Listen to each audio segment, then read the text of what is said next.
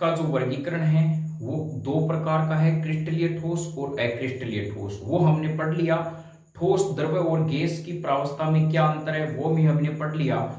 और क्रिस्टलीय ठोस है, उसके जो पार्ट्स हैं हमने ठोस के बताए थे, वो आपको क्रिस्टलीय ठोस लिखना है। जो आणविक ठोस हैं, सहसंयोजक ठोस हैं, धात्विक ठोस हैं।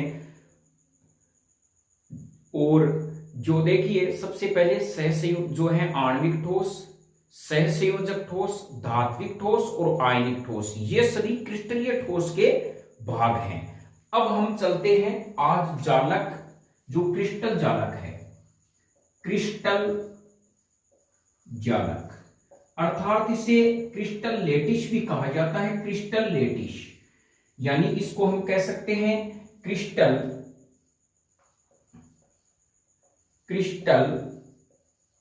लेटिस, इसको कह सकते हैं। ये क्रिस्टल लेटिस यानी क्रिस्टल जालक। देखिए है क्या, बिल्कुल हम सरल भाषा में समझने का प्रयास करें। जाल का मतलब होता है जाल रूपी संरचना। जैसे हमने मच्छरदानी को अक्सर हम देखते हैं, मच्छरदानी में प्रत्येक ये संरचनाएं इस प्रकार से पुनरावर्तित होती है। और ये जो छोटी इकाई है वो कहलाती है इकाई कोष्टिका। इकाई कोष्टिका, कोष्टिका इकाई जो है यानी यूनिट, इसको सेल कहते हैं, इकाई कोष्टिका। तो अभी हम आगे इसके इकाई कोष्टिका के बारे में भी पढ़ेंगे और क्रिस्टल जालक में क्या होते हैं। तो क्रिस्टल जालक क्या होता है कि जब अवयवी कण क्रिस्टल निर्माण के दौरान, जब अवयवी कण त्रिविमीय विन्यास में पुनरावर्तित होकर जिस जालक का निर्माण करते हैं उसे क्रिस्टल जालक कहते हैं। बिल्कुल एकदम सरल संरचना है। यानी क्रिस्टल निर्माण के दौरान जब अवयवी कण, हमें पता है ठोस का अध्ययन कर रहे हैं, अवयवी कण होंगे। अवयवी कण किसी भी पदार्थ में तीन ही प्रकार के होते हैं, परमाणु, अणु और आयन। तो क्रिस्टल में निर्माण के दौरान अवयवी कण जब त्रिविमीय विन्यास में व्यवस्थित होकर जिस जालक का निर्माण करते हैं उसे क्रिस्टल जालक कहते हैं। तो यहां पर आप इसकी परिभाषा लिख ले, क्रिस्टल जालक है क्या। तो एकदम सरल शब्दों में है, क्रिस्टल निर्माण के दौरान, क्रिस्टल निर्माण के दौरान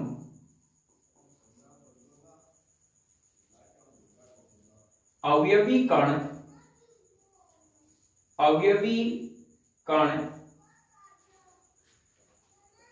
त्रिविमीय विन्यास में, त्रिविमीय विन्यास में पुनरावर्तित होकर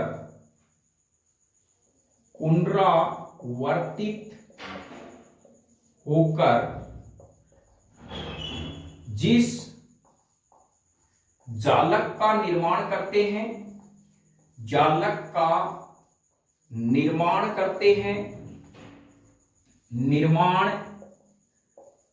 हैं, उन्हें क्रिस्टल जालक कहते हैं। क्रिस्टल जालक कहते हैं। तो यहां एकदम सरल भाषा में आप समझ गए हैं, क्रिस्टल निर्माण के दौरान जो अवयवी कण है वो त्रिविमीय विन्यास अर्थात 3 डायमेंशन, लंबाई, चौड़ाई और ऊंचाई में पुनरावर्तित होकर वैसी की वैसी संरचना बनाएंगे। यह शब्द ध्यान रखना, पुनरावर्तित होकर जिस जालक का निर्माण करते हैं उसे क्रिस्टल जालक कहते हैं। तो बताइए प्यारे बच्चों, क्रिस्टल जालक में कौन कौन से महत्वपूर्ण बिंदु आए। नंबर 1 आया आपके अवयवी कण, और दूसरा आया त्रिविमीय विन्यास और पुनरावर्ती। और ये दो शब्द आपको दिए हुए हैं तो आप इसकी परिभाषा बना सकते हैं। 3 शब्द अपने दिमाग में रखें, एक अवयवी कण इस परिभाषा में शब्द इस्तेमाल होगा, एक त्रिविमीय विन्यास होगा, एक पुनरावर्तित होगा। तो हम कह सकते हैं कि क्रिस्टल निर्माण के दौरान जब अवयवी कण त्रिविमीय विन्यास में व्यवस्थित होकर, पुनरावर्तित होकर जिस जालक का निर्माण करते हैं उसे क्रिस्टल जालक कहते हैं। तो during the formation of crystal when the particles are rearrangement in three dimension to form lattice known as crystal lattice। तो यह आप समझ गए होंगे। अब दूसरा यहां पर एक महत्वपूर्ण बिंदु यह है कि क्रिस्टल जालक में अवयवी कण बिंदु के द्वारा दर्शाए जाते हैं। यानी हम कहेंगे कि ये जो पार्टिकल्स होते हैं, यानी in the crystal lattice these particles are shown by dots.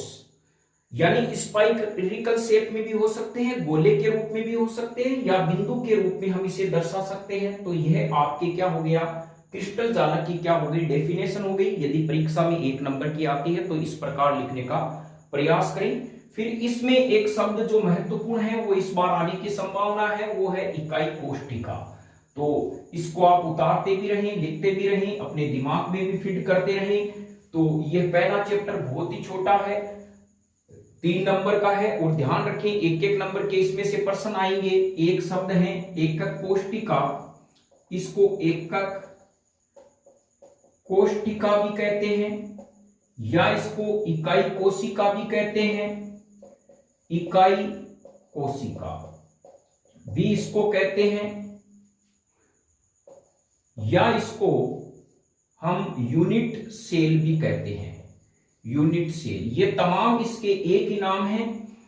तो देखिए इकाई कोष्टिका होती क्या है, समझने का पहले प्रयास करते हैं। अक्सर हम जब घर से विद्यालय की तरफ आते हैं तो कहीं दीवार देखते हैं प्यारे बच्चों, ईंटों की बनी हुई दीवार या पत्थर की बनी हुई दीवार देखते हैं। उसमें आपने देखा है ये ईंटें इस प्रकार से व्यवस्थित रहती है, या आपने कोई मधुमक्खी का छत्ता देखा है, या कोई हमने मच्छरदानी देखी है, इस प्रकार से व्यवस्था होती है। आपको क्या दिखाई दे रहा है, इसमें यह दे रहा है कि प्रत्येक ईंट त्रिविमीय विन्यास में व्यवस्थित होकर पूरे का पूरा क्रिस्टल जालक का निर्माण करती है। उस छोटी से छोटी इकाई को इकाई कोष्टिका कहते हैं।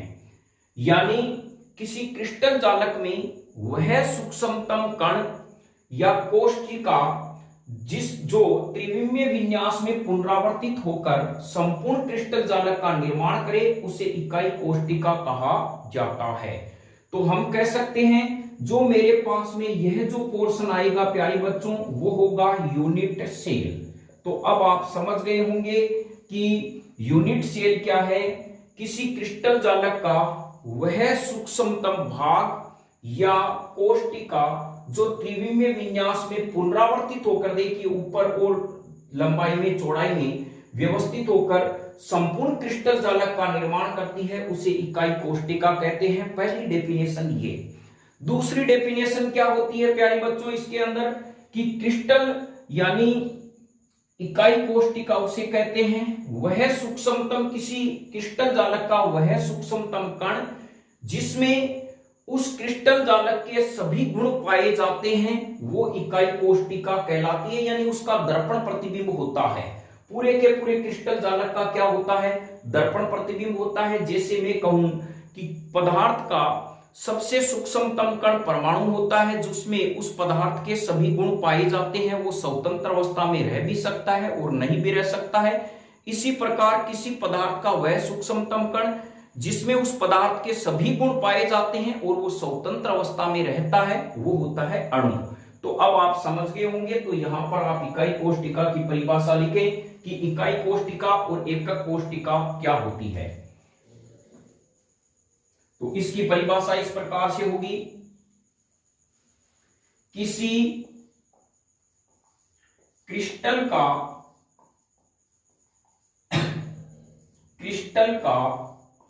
वह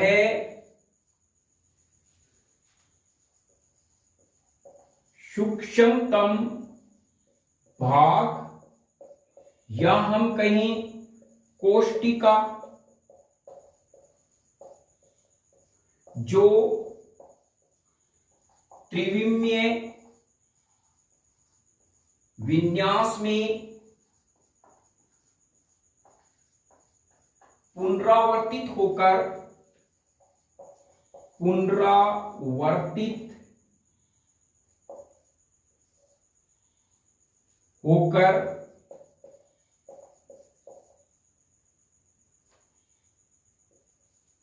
संपूर्ण क्रिस्टल का निर्माण करती है, उस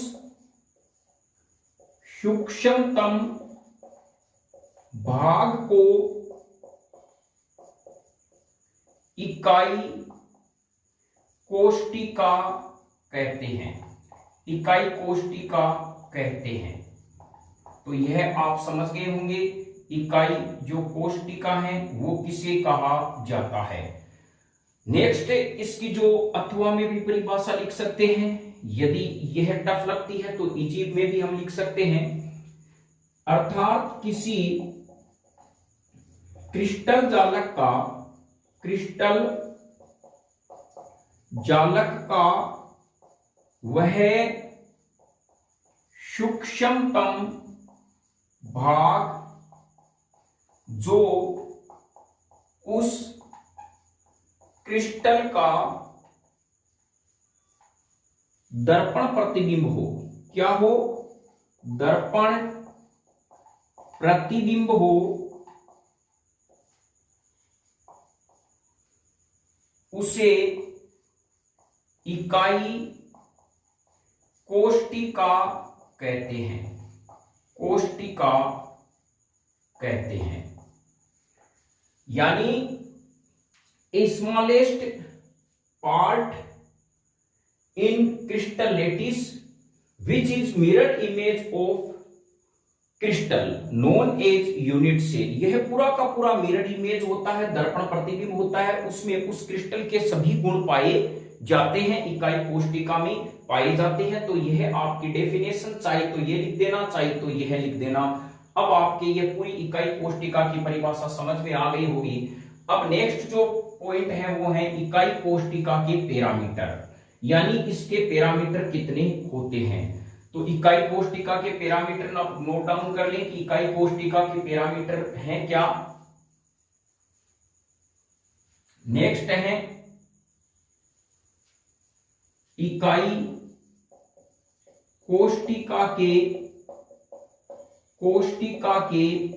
पैरामीटर। देखिए प्यारे बच्चों, यहां पर इकाई कोष्टिका हम कह रहे हैं त्रिविमीय विन्यास में व्यवस्थित होएगी। अर्थात यह जो पोर्शन है वो यदि मैं अक्ष मानूं, ये y मानूं, ये z मानूं, तो आप कोई भी कोण मान सकते हैं। ये एल्फा, ये बीटा और ये मेरे पास में क्या हो गया, गामा हो गया। तो ध्यान रखें x, y और z आपके पास में तीन अक्ष हैं, तो तीन भुजा हैं और तीन इसके कोण होते हैं। तो कुल पैरामीटर कितने होते हैं? 6 पैरामीटर होते हैं। पैरामीटर होते हैं। सबसे पहले प्रश्न आ सकता है इकाई कोष्टिका की कितने पैरामीटर होते हैं? 6 पैरामीटर होते हैं। तो हम लिख सकते हैं 3 भुजा अर्थात ए बी व सी। इसको मान लीजिए मैंने ए मान लिया, ये भुजा मेरे पास बी है तो ये सी होगी, ए बी सी, तथा 3 कोण एल्फा, बीटा व गामा। तो टोटल पैरामीटर जो इकाई कोष्टिका के होते हैं वो हमारे पास में कितने होते हैं? 6 होते हैं। 3 भुजा होती है इसकी, 3 ही इसके कोण होते हैं। तो यह आप इसको नोट डाउन कर लें। अब आता है क्रिस्टल समुदाय, यानी क्रिस्टल जो समुदाय है वो 7 प्रकार का होता है। उसमें से पर्सन डेफिनेट 100% आता है। चार्ट जो हमारी किताब में दिया हुआ है, आपको पूछेगा घनीय क्रिस्टल समुदाय है उसका उदाहरण बताइए या इनकी विशेषता बताइए, उसके बारे में हम पढ़ते हैं। तो फिर नेक्स्ट जो पॉइंट है वो है क्रिस्टल समुदाय वर्णन करेंगे। तो देखिए यहां पर जो हम कह सकते हैं क्रिस्टल समुदाय के बारे में पढ़ रहे हैं। समुदाय, समुदाय में स का मतलब क्या हो जाता है प्यारे बच्चों? 7। तो हम कह सकते हैं 7 समुदाय हैं। कितने समुदाय हैं? 7 समुदाय। अब कौन कौन से हैं वो देखिए। सबसे पहला है गणीय समुदाय। गणीय समुदाय अर्थात क्यूबिकल। गणीय समुदाय की विशेषता क्या होती है? ऐसा क्रिस्टल समुदाय, ऐसा क्रिस्टल समुदाय जिसकी तीनों भुजा का मान बराबर तथा तीनों कोण का मान बराबर, अर्थात प्रत्येक का 90 डिग्री ये होता है। तो हम इसको इस प्रकार से कह सकते हैं A बराबर B बराबर C, एल्फा बीटा और गामा बराबर क्या होता है? 90 डिग्री। यानी तीनों भुजाएं इसकी बराबर होती है और तीनों कोणों का जो है वो मान होता है, प्रत्येक का 90 डिग्री होता है। ये घनीय समुदाय है। इसका जो चित्र है वो किस प्रकार से होगा? हमने घन देखा है तो घन का हम चित्र बना सकते हैं इस प्रकार से, जिसकी चारों भुजाएं बराबर होती है वो क्या कहलाता है? घन कहलाता है। तो यहां पर ये हमारे पास में क्या बन गया? गणीय समुदाय बन गया, यानी ये क्यूबिकल। तो यह आपके समझ में आ गया होगा कि गणीय समुदाय। अब महत्वपूर्ण होते हैं, इसमें उदाहरण पूछे जाते हैं। गणीय समुदाय के क्या उदाहरण हैं? तो आइए हम इनके उदाहरणों को समझने का प्रयास करते हैं। डायरेक्ट एग्जाम में आता है गणीय समुदाय के 2 उदाहरण लिखिए, या इसका चित्र बनाइए या इनकी विशेषता लिखिए। तो घन में आप जानते हैं प्यारे बच्चों, घन में चारों भुजाएं क्या होती हैं? इनकी बराबर होती है। तो हम कहेंगे कि तीनों भुजाएं क्या होती है? बराबर होती है। ए बी सी और एल्फा बीटा गामा 90 डिग्री होता है। एग्जाम्पल में हम कह सकते हैं, उदाहरण में NaCl इसका उदाहरण है, हीरा इसका उदाहरण है, बर्फ इसका उदाहरण है, कॉपर, Ag, Au और ZnS यानी जिंक सल्फाइड। ये तमाम उदाहरण किसके हैं? गणीय समुदाय के उदाहरण हैं। फिर नेक्स्ट हमारे पास में दूसरा आता है द्विसमलंबाक्ष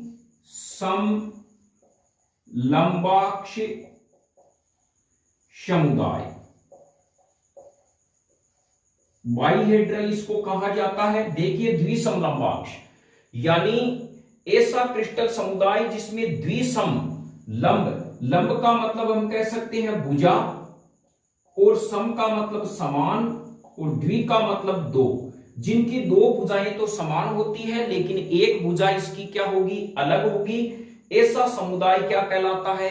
द्विसमलंबाक्ष, और प्रत्येक कोण 90 डिग्री होता है। तो हम यहां पे कह सकते हैं इस समुदाय में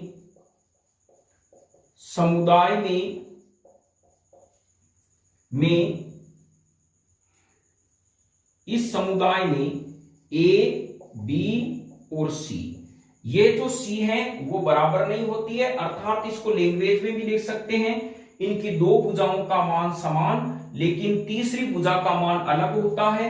लेकिन जो कोण होता है एल्फा बीटा गामा वो क्या होता है? 90 डिग्री होता है।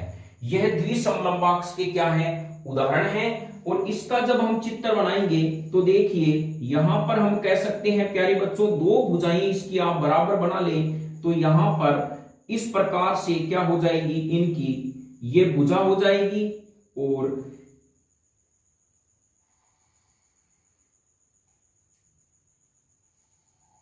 ये लो, अर्थात एक ये जो हमारे पास में भुजा है, अब एक इसके अंदर में भुजा बनाना का प्रयास करता हूं तो मेरे पास में यह इस प्रकार से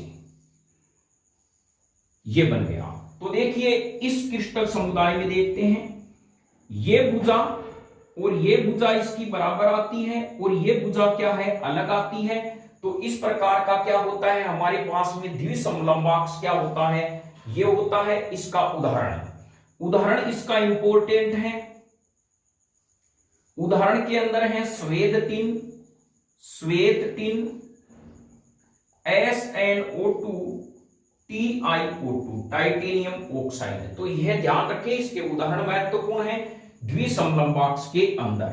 आप इसको किसी भी प्रकार से बना सकते हैं, जैसे कहें एग्जाम में कि द्विसमलंबाक्ष का उदाहरण बनाइए, तो उदाहरण के अंदर यानी इसका चित्र बनाइए, तो चित्र में आपको रटने की ज्यादा जरूरत है नहीं। दो भुजाएं आपको क्या कर देनी है, इस प्रकार से। ये मान लीजिए, सपोज कीजिए, ये भुजा आपने दो क्या कर दी, एकदम बराबर कर दी। अब आप क्या करोगे, इस प्रकार से यह आप बनाओगे, तो यहां पर फिर ये आपका इस प्रकार से। अब आप आराम से देख सकते हैं प्यारे बच्चों, ये वाली भुजा बराबर है, लेकिन ये वाली भुजा इसकी क्या है, छोटी है, अर्थात असमान है। तो ये द्विसमलंबाक्ष का क्या है, उदाहरण हो गया। नेक्स्ट हमारे पास में आता है विषमलंबाक्ष समुदाय। नंबर 3 विषमलंबाक्ष समुदाय। देखिए विषमलंबाक्ष का मतलब है, विषम होती है अर्थात अलग अलग, और लंब का मतलब भुजा। ऐसा क्रिस्टल समुदाय जिसकी तीनों भुजाओं का मान अलग अलग होता है, ए, बी और सी, इनका मान अलग अलग होगा, लेकिन एल्फा, बीटा और गामा इनके मान क्या होंगे, 90 डिग्री होंगे। तो ये क्या कहलाएगा, विषमलंबाक्ष कहलाएगा। तो हम कह सकते हैं विषमलंबाक्ष में यह भुजा, इसकी एक यह भुजा बन गई और एक यह भुजा इतनी बन गई। अब हम इसका जो डायग्राम है वो आराम से इसका क्या कर सकते हैं, बना सकते हैं। इस प्रकार से क्या हो गया, ये हमारे पास में विषमलंबाक्ष का क्या हो गया, उदाहरण हो गया। तो प्यारे बच्चों, इस प्रकार से आपको क्या करना है, ये उदाहरण बनाना है। ये तो आप समझ गए, विषमलंबाक्ष के अंदर हम इसको क्या है, इस प्रकार से भी जोड़ सकते हैं। तो ध्यान रखिए, बनाने के लिए चित्र में देखिए, तीनों भुजाएं अलग बनानी है। एक भुजा बन गई, दो भुजा बन गई और ये तीन भुजा बन गई। सपोज कीजिए ये बन गई, तो अर्थात इनके बीच में कोण जो है वो 90 डिग्री है। तो अब यहां पर हम इसको इस प्रकार से जोड़ सकते हैं। इसको थोड़ा सा इधर ले लेते हैं, तो यहां पर ये इस प्रकार से जुड़ गई और यहां पर ये इस प्रकार से जुड़ जाएगी, और इसको आप किसी भी प्रकार से यहां पे जोड़ सकते हैं। ये आपका क्या हो गया, विषमलंबाक्ष के अंदर हो गया। तो यह आप समझ गए हैं विषमलंबाक्ष समुदाय। अब विषमलंबाक्ष में उदाहरण क्या होते हैं, यह महत्वपूर्ण है। उदाहरण है विषमलंबाक्ष गंधक। विषमलंबाक्ष जो गंधक है वो इसका उदाहरण हो जाएगा। एक इसके अंतर्गत हो जाएगा BaSO4, बेरियम सल्फेट है, वो इसका उदाहरण हो जाएगा। एक KNO3 प्यारे बच्चों, इसका उदाहरण हो जाएगा पोटेशियम नाइट्रेट विषमलंबाक्ष का। नेक्स्ट हमारे पास में है षटकोणीय समुदाय। चौथा जो हमारे पास में जो समुदाय आएगा वो आएगा षटकोणीय हेक्सागोनल, षटकोणीय समुदाय। षटकोणीय समुदाय में क्या होता है, इसके अंदर जो दो भुजाएं तो क्या होती है, समान होती है, ए और बी तो क्या इसमें समान, लेकिन तीसरी भुजा क्या होगी, अलग अलग होगी। एल्फा बीटा 90 डिग्री होते हैं, लेकिन जो गामा है वो 120 डिग्री होता है। बस यही ध्यान रखें आप कि षटकोणीय समुदाय में ए और बी भुजा, दो भुजाएं समान होती है, लेकिन तीसरी भुजा अलग होती है। एल्फा बीटा का मान 90 डिग्री होता है, लेकिन गामा का मान 120 डिग्री होता है। ऐसा समुदाय षटकोणीय समुदाय कहलाता है। आइए हम इसका चित्र बनाते हैं। चित्र किस प्रकार से है, तो आपने ग्रेफाइट का चित्र देखा है प्यारे बच्चों, इसी प्रकार से क्या होगा, इसका चित्र होगा। हम इसको इस प्रकार से मिला सकते हैं एकदम रो के अंदर, तो हमारा क्या हो जाएगा, ये वाला इस प्रकार से चाहिए तो हम इसको इस प्रकार से भी मिला के आगे छोड़ सकते हैं। ये लीजिए हमारे पास में क्या बन गया, षटकोणीय समुदाय बन गया। तो यहां पर हम देख सकते हैं इनकी दो भुजाओं का मान समान होता है, लेकिन ये देखिए ये दो भुजाएं इसकी समान हैं और ये तीसरी भुजा क्या होती है, इसकी अलग होती है। तो यह षटकोणीय समुदाय है। षटकोणीय समुदाय के अब एग्जाम्पल लिखने का प्रयास करते हैं। कौन से उदाहरण हैं, तो यहां पर हम कह सकते हैं षटकोणीय समुदाय के जो प्यारे बच्चों को एग्जाम्पल होता है वो होता है एक तो ZnO जिंक ऑक्साइड, एक इसका होता है ग्रेफाइट, एक होता है इसका CdS कैडमियम सल्फाइड। ये षटकोणीय समुदाय के उदाहरण हैं और बार बार एग्जाम में इन दोनों में से ही पूछा जाता है जिंक ऑक्साइड कौन सा क्रिस्टलीय समुदाय रखता है या ग्रेफाइट कौन सा रखता है।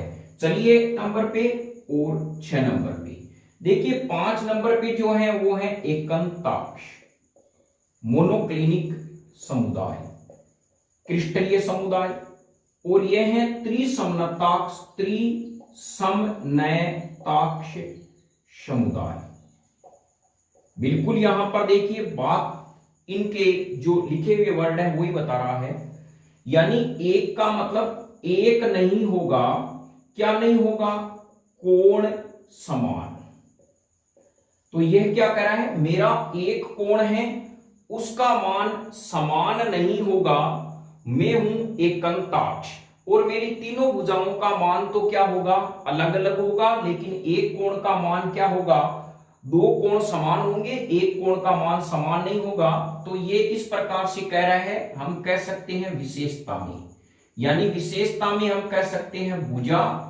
ये कह रहा है मेरी जो भुजा है ABC, ये तीनों भुजाएं अलग अलग होगी, लेकिन यहां पर जो कोण है, कोण का मान है एल्फा और गामा बराबर होगा 90 डिग्री और बीटा बराबर होगा नोट 90। ये थोड़ा सा आप ध्यान रखें, ये पहले आया है तो इसका बीटा होगा, नोट 90 होगा, और ये बाद में आएगा तो इसका गामा नोट 90 होगा। ये थोड़े से कंफ्यूज करते हैं। एकंताक्ष समुदाय में किसका मान 90 डिग्री नहीं होता, बीटा का, और त्रिसमनताक्ष में किसका मान 90 डिग्री नहीं होता, तो उसमें तो बीटा आ गया, हम कहेंगे इसमें गामा का मान 90 डिग्री नहीं होता।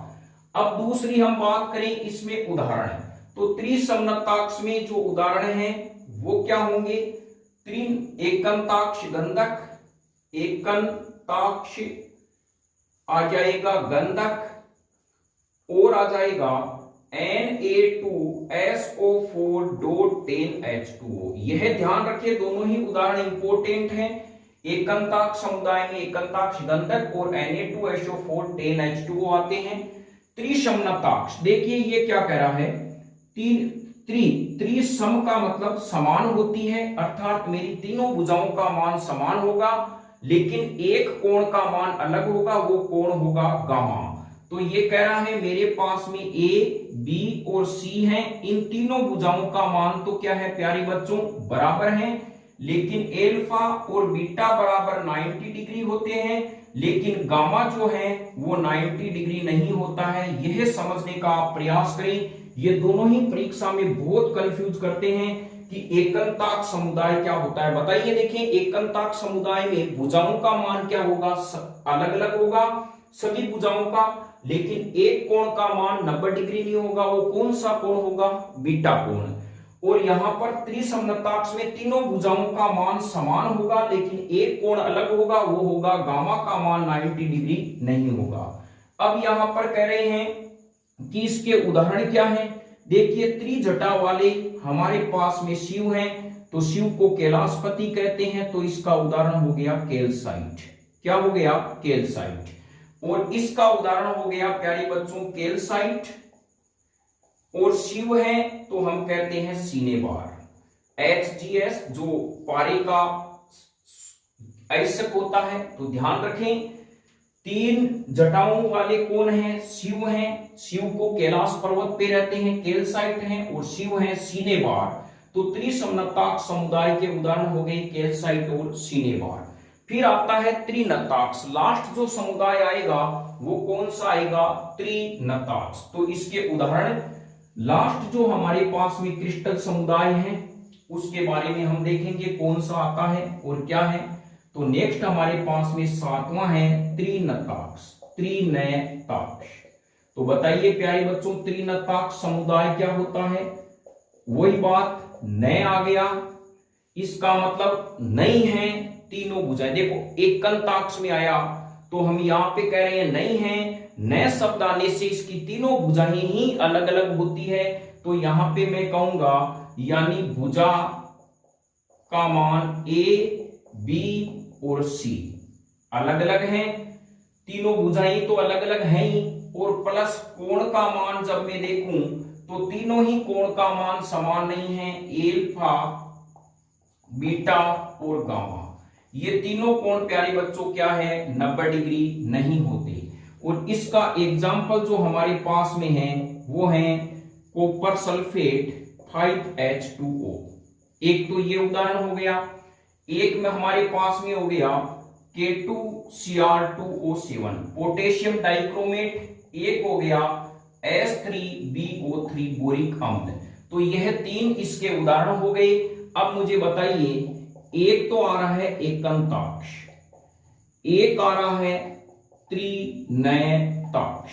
देखिए इन दोनों वर्डों को आप गौर से देखिए, दोनों में ही नैना आ रहा है तो इनकी तीनों भुजाएं ही अलग अलग होगी। इसमें एक कोण अलग होगा और इसमें तीनों कोणों का मान ही अलग होगा। बताओ इसमें एक कोण कौन सा अलग होगा? वो होगा बीटा 90 डिग्री वाला अलग होगा। और आज आपका क्रिस्टल समुदाय वाला चैप्टर जो है पॉइंट है वो खत्म हो गया है। अब आपको करना क्या है? वो आपको एक तरफ जो है एक चार्ट बना लेना है। उस चार्ट में से प्यारे बच्चों डेफिनेट 100% हर साल प्रश्न आता है 1 नंबर का। तो जो 3 नंबर का पार्ट है उसमें से 1 नंबर का आएगा। तो हम यहाँ पे कह सकते हैं इस चार्ट को इस प्रकार से बना सकते हैं समुदाय, और यहां पर हम लिख सकते हैं भुजा, और यहां लिख सकते हैं कोण, और यहां लिख सकते हैं इसके उदाहरण। चलिए तैयार, इसमें लिखते हैं। पहला हमने क्या पढ़ा था? गणीय समुदाय। गणीय समुदाय, गणीय समुदाय में आपने पढ़ा था ए, बी, सी, एल्फा, बीटा, गामा बराबर 90 डिग्री। एग्जाम्पल आपने पढ़ा था NaCl, बर्फ, कॉपर, Ag, Au, हीरा ये, और ZnS, ये आपने पढ़े। नेक्स्ट हमारे पास में जो आता है वो है द्विसमलंबाक्ष। द्विसमलंबाक्ष, द्विसमलंबाक्ष, और ये समुदाय कॉमन है। ए, बी और सी ये भुजा कतर देना इसकी। एल्फा, बीटा, गामा बराबर 90 डिग्री, और इसका आ जाएगा द्विश्वेत टिन SnO2 और TiO2। यहां आपका क्लियर हो गया। तीसरा होता है विषम लंबाक्ष। विषम लंबाक्ष, तो देखिए प्यारे बच्चों विषम लंबाक्ष में क्या होगा? वही, अब इनकी दोनों भुजाएं हैं, बराबर वाले चिन्ह को कतर देना है। इसमें एक को कतरना है, इसको दो को कतरना है, दोनों को हटा देना है। और एल्फा, बीटा, गामा बराबर 90 डिग्री, और इसका उदाहरण हो जाएगा विषम लंबाक्ष गंधक, और इसमें KNO3 और BaSO4। यह आपके 3 नंबर। चौथा है षटकोणीय समुदाय। षटकोणीय समुदाय यानी A, B और सी बराबर नहीं होता। एल्फा बीटा 90 डिग्री होते हैं लेकिन गामा 120 डिग्री होता है। ये थोड़ा सा आप ध्यान रखें। इसमें आता है ग्रेफाइट आता है और इसके अंदर आपके आ जाएगा ZnO आ जाएगा और आ जाएगा आपके पास में CDS। ये आपके एग्जाम्पल हो जाएंगे। नेक्स्ट है प्यारे बच्चों जो चौथा पांचवा है एकंताक्ष। तो इसको आप उतारते भी रहिए, महत्वपूर्ण है। इसमें से 100% 1% आता है। पांचवा है एकंताक्ष। एकंताक्ष में क्या होता है अभी बताया था, ABC न आते ही तीनों भुजा अलग अलग, एल्फा और गामा बराबर 90 डिग्री, बीटा बराबर नोट 90 डिग्री। एकंताक्ष गंधक आता है इसमें। एकंताक्ष जो गंधक है वो आएगा प्लस इसके अंदर Na2SO4.10H2O। यह उदाहरण है, ये एग्जाम में बहुत बार पूछा गया है। एकंताक्ष गंधक किस क्रिस्टलीय समुदाय का उदाहरण है। फिर हमारे पास में आते हैं शिवजी महाराज, पता चल गया होगा त्रिसमनताक्ष। त्रिसमनताक्ष छठा होता है त्रिसमनताक्ष। आप कहोगे त्रिनताक्ष में भी है, त्रिसमनताक्ष में है। शिव किसको माने, शिव उसी को माने जिसमें समान दृष्टि से देखा जाता है। सम शब्द आ गया तो यहां A, B और C बराबर होंगे, लेकिन एल्फा और बीटा बराबर 90 डिग्री होगा और गामा बराबर नोट 90 डिग्री होगा। इसका अभी मैंने उदाहरण बताया था, कैल्साइट होता है। और कैल्साइट का प्रयोग ध्यान रखना प्यारे बच्चों, फिजिक्स में प्रिज्म बनाने के काम में आता है। और होता है सिनेबार, यह पारे का आइसक होता है। यह भी महत्वपूर्ण प्रश्न है। नेक्स्ट आता है त्रिनताक्ष। नंबर 7 है त्रिनताक्ष। तो इस त्रिनताक्ष के बारे में चलते हैं। नए शब्द आ गया ABC, दोनों भुजाओं को काट दो, एल्फा बीटा गामा, इनको काट दिया, 90 डिग्री नहीं होता। एग्जाम्पल है CuSO4 5H2O, नीला तोता जिसे कहा जाता है, यह होता है। और एक इसका हो गया K2Cr2O7, यानी पोटेशियम डाइक्रोमेट है। पोटेशियम डाइक्रोमेट और जो H2SO4 का मिश्रण होता है उसका उपयोग ध्यान रखना, इसे क्रोमिक मिक्सचर कहा जाता है। एक मैं आप ज्ञानवर्धक बात बता दूं, K2Cr2O7 प्लस H2SO4, सांद्र H2SO4, इसे प्यारे बच्चों कहते हैं क्रोमिक मिक्सचर, क्रोमिक मिश्रण कहते हैं। तो इसका उपयोग किस में किया जाता है? इसका उपयोग जो हम लेबोरेटरी में जब हम प्रयोग करते हैं, एक्सपेरिमेंट करते हैं, जो कांच के बने हुए उपकरण होते हैं वो खराब हो जाते हैं। यदि हम इससे धो लें तो वो कांच के उपकरण ऐसे लगने लग जाएंगे जैसे आज ही मार्केट से लेके आए हैं। तो क्रोमिक मिक्सचर का उपयोग प्रयोगशाला में जो कांच के उपकरण है उसको धोने में काम में लिया जाता है। ये कई बार प्रैक्टिकल में भी पूछा जाता है। तो यह आप ध्यान रखना, बनाया कैसे जाता है प्यारे बच्चों। इसमें क्या होता है कि जो पोटेशियम क्रोमेट है उसको आप 5 ग्राम ले लें और H2SO4 की मात्रा है वो जो है 10 ml ले लिए, सांद्र ml की, और इसको मिलाने पर यह मिश्रण बन जाएगा। आप धोकर देखें, प्रयोगशाला में लेके ध्यान रखें, यह जो आपके केमिस्ट्री के अध्यापक है उसी की देखरेख में होना चाहिए। अन्यथा ये जो सांद्र H2SO4 है ये प्रबल अम्ल होता है, इससे कहीं नुकसान हो सकते हैं। तो यहाँ पर ये हमारे पास में हो गया, एक हो गया H3BO3 बोरिक एसिड। तो यह आपके समझ में आ गया होगा। नेक्स्ट अध्याय में हम अध्ययन करेंगे कि जो हमारे पास में निबिड़ संकुली संरचना है, क्लोज्ड पैकिंग संरचना है, उसके बारे में एक विमीय, द्विविमीय और त्रिविमीय जो किस प्रकार से बनते हैं। तो आप इस वीडियो को देखते रहें और जब तक आपके समझ में नहीं आए तो एक एक इस कंसेप्ट को देके ध्यान रखें। ये चार्ट आपको 1 नंबर 100% दिलाएगा। अब सपोज कीजिए प्रश्न आ जाए त्रिनताक्ष समुदाय किसे कहते हैं, तो आपको यदि ये याद है आप लिख सकते हैं। परिभाषा क्या हो गई? ऐसा क्रिस्टलीय समुदाय जिसमें तीनों भुजाओं का मान समान होता है, एल्फा व बीटा का मान 90 डिग्री होता है लेकिन गामा का मान 90 डिग्री नहीं होता। जैसे फिर यह उदाहरण देना, फिर उदाहरण कैल्साइट और सिनेबार, आपका टॉपिक ये क्लियर हो जाएगा।